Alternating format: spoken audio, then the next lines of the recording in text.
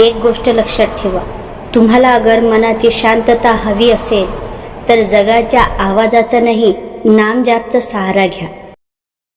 नाम हे एक शब्द नाही तर भगवंताला जोडणारा एक पूल आहे.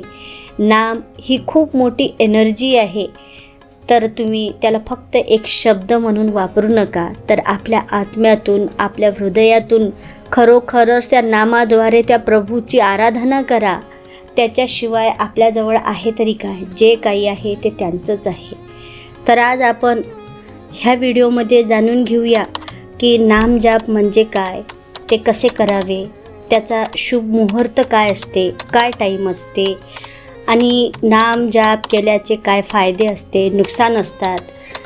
नामजाप करताना माळेचा उपयोग करावा किंवा नाही करावा, आणि ज्या वेळेस आपलं मन अशांत असते त्यावेळेस नामजाप करावे का? तर आज मी तुम्हाला हे पूर्ण ह्या व्हिडिओमध्ये सांगणार आहे. तर हा व्हिडिओ तुम्ही पूर्ण बघा, कुठेही स्किप करू नका. हरे कृष्ण.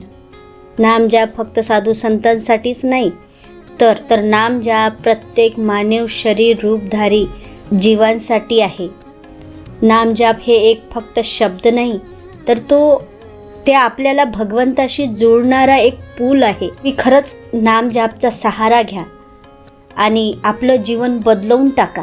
नामजाप करताना खरंच वेळेचं बंधन असते का? तर नामजाप करताना कधीही वेळेचं बंधन नसते. तर नामजाप कसे करावे? तर नामजाप आपण कुठेही, कसेही आणि ज्या ठिकाणी आहो त्या ठिकाणी बसूनही, प्रवासामध्ये, कामं करताना, कुणासंग बोलताना सुद्धाही आपण आतल्या आत, मनातल्या मनात प्रभूचं नाम चालू ठेवू शकतो. तर नामजाप करताना विशिष्ट जागेची आवश्यकता नाही, ना विशिष्ट मुद्रेची आवश्यकता आहे, ना विशिष्ट योगाची आवश्यकता आहे. दुसरं, नामजाप करताना वेळेचं बंधन असते का? तर नामजाप करताना वेळेचं काही बंधन नाही. आपण कोणत्याही वेळेवर करू शकतो. चालताना, फिरताना, बसताना, उठताना, ज्या वेळेस आपल्याला असं वाटेल की मी आता रिलॅक्स आहो, माझे सगळे घरचे जिम्मेदारीवाले काम पूर्ण झाले आणि आता मी एकांतमध्ये आहो, त्यावेळेस तुम्ही एका आसन ग्रहण करून भगवंताचे मूर्ती समोर ठेवून नामजाप करू शकता. एरवी नाही तर आपण कोणतेही काम करताना नामजाप करू शकतो. पण असं सांगितलं आहे की ब्रह्ममुहूर्तमध्ये, म्हणजे 4-4:30च्या सुमारात जे नामजाप करतो आपण, त्याचा चांगला परिणाम होतो. त्याचं कारण म्हणजे त्यावेळेस सगळं जग झोपलेलं असतं, शांतता जास्त असते आणि त्यामध्ये आपलं मन इकडं तिकडं वळत नसते. का मी नामजाप करू कशाला? मला नामजापचे काय फायदे आहे? मित्रता कमावू शकता, धन कमावू शकता, पण मनाची शांतता कमावू शकत नाही. ते आपल्याला नामजापनेच मिळणार. याचे बरेचसे फायदा आहे. जसा मनाचा एकाग्रता वाढला म्हणजे आपण कोणतंही काम चांगल्या पद्धतीनं करू शकतो. कोणाशी अटॅचमेंट राहत नाही, कोणाचे एकदम ओव्हर रिॲक्ट होत नाही. कोणी आपल्याला काही म्हटलं तर आपण समजून घेऊ शकतो. एकदम त्याच्यावर त्याच गोष्टीला पकडून ठेवत नाही. आपल्या मनात अनेक विचार येतात, त्यामध्ये काही फक्त पॉझिटिव्ह विचार नसतात, तर निगेटिव्ह बी विचार असतात.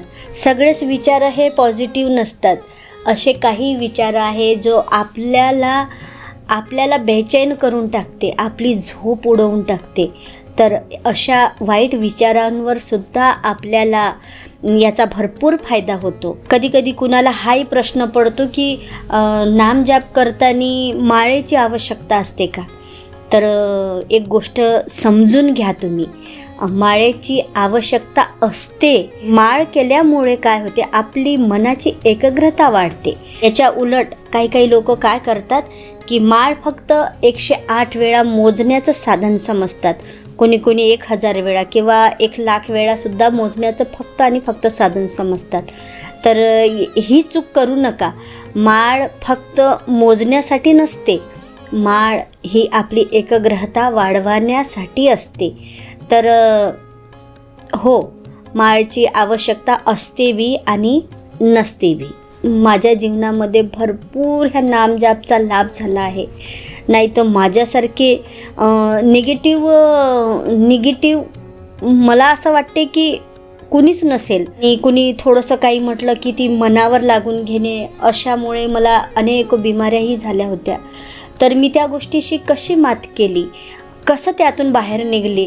तर मला असं वाटते की माझे काही भाऊ बहिणी, काही स्टुडंट, काही युवा असतील, तर प्रत्येकालाच कशाचं नाही कशाचं टेन्शन आहे.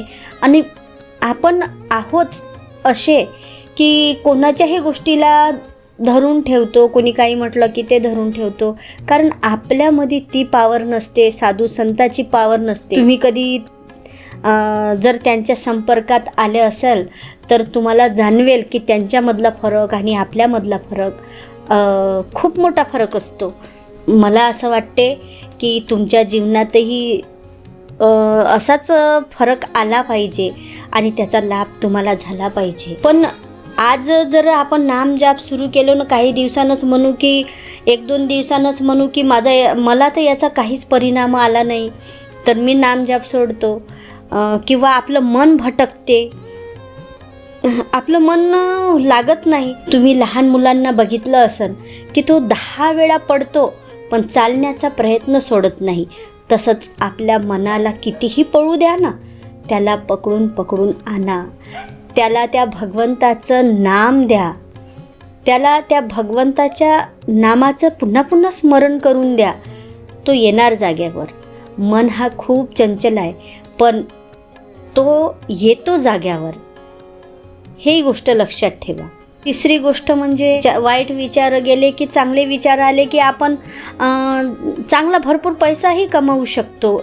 आपली आमदनीही वाढते. कारण त्याच्यावर आपण प्रभूवर विश्वास ठेवूनच ते कोणतंही नाम करतो. तर भगवंताला तर आपल्यावर प्रेम आहेच. प्रभू तर सगळ्या ब्रह्मांडाचे मालिक आहे, ते काय आपल्याला देणार नाही. पण एवढं आहे की आपल्या कर्मानुसार, आपल्या नशिबानुसारच आपल्याला भेटणार. तुमच्या लक्षात आलंच असेल की नामजापचे कितीतरी फायदे आहे. कोणाच्या मनात हाही विचार येईल की मी नेमकं करू तर करू कोणाचं नामजाप. तर नामजाप करण्यासाठी तुमच्या मनामध्ये ज्याही भगवंतावर, ज्याही देवी देवतावर एक निष्ठा असेल, विश्वास असेल, तर ते तुम्ही नाम घेऊ शकता. जसं उदाहरणार्थ सांगते, भगवान शिवचं नाव घेऊ शकता, राधा राधा राधा नाम जपू शकता, हरे कृष्ण महामंत्राचं नाम जपू शकता. ज्या नावावर, ज्या देवी देवतावर तुमचा विश्वास असेल त्याचंच नामस्मरणचा सहारा घ्या आणि काही दिवस वाट पहा. कारण कधीकधी नामजापच्या याने आपले कर्म बी कटत जातात. तर होऊ शकते की नामजाप करताना आपल्यावर वाईट प्रसंग येऊ शकतात. तर तुम्ही याच्याकडे दुर्लक्ष करा. ते आपल्याच कर्माचे काहीतरी फळ आहे जे आपल्याला लवकर देऊन प्रभू आपल्याला मोकळं करत आहे. तर तुमच्या लक्षात आलं असेल, थोडं बहुत काही सांगण्याचा प्रयत्न केला. तर व्हिडिओ आवडली असल्यास मला सबस्क्राईब करायला विसरू नका.